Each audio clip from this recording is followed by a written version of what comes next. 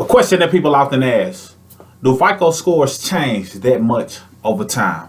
Good question, and it varies. And I'll give it to you in this video. What up? You got Mr. Smith, 0.5 of Mr. and Mrs. Smith, and in this brief video, I want to talk to you about FICO scores and how often they're likely to change. First of all, you got to understand that FICO is the scoring model that many people or many entities use as it relates to determining whether or not they're going to approve you for certain things. That said, what you got to understand is Vantage Scores is a great guide that you can use, and that's what a lot of people use when you're dealing with Credit Karma, when you're dealing with Smart Credit, when you're dealing with Identity IQ. The list goes on and on and on, but FICO is the cream of the crop. So I want to talk specifically about the FICO score. Now, when it comes to the FICO score and how the scoring changes over time, first you got to know that the score is calculated every time you or someone else pulls your report. That's when the score is calculated. So with that being said, once it's calculated, it's going to take a look at your current profile. How's your current profile based on how you've managed it? Have you managed it in a way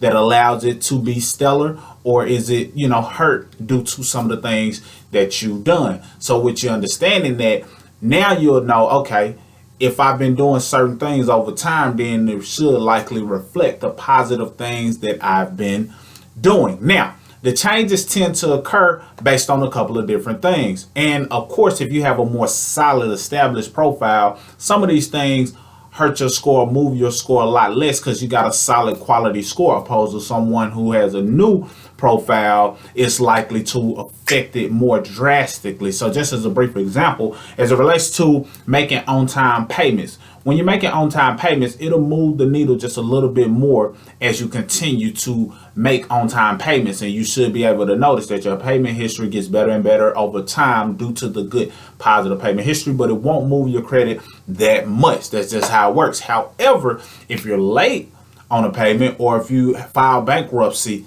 that is likely to move your credit drastically due to the fact that that negative report and what part of your credit scoring model it affects has the ability to shift your credit in a negative direction. So you got to understand that changes occur, but it's based on how quality of a score that you have and what change took place. Was it something as simple as an on-time payment and you wanted to move in the right direction? Was it you making payment on your credit card and lower the utilization?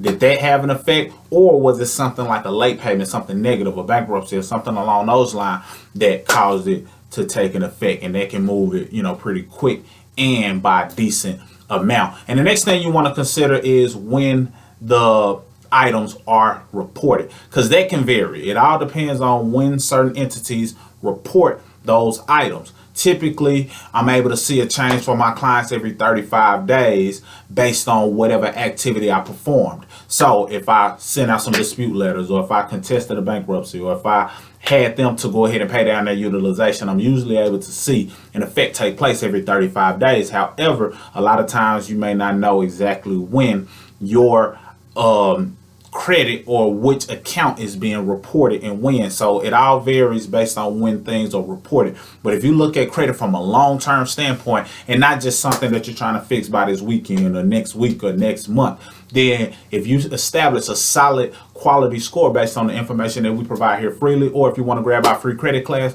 then you'll be on track. So that way you can stay ready so you ain't got to get ready. Mr. Smith signing out.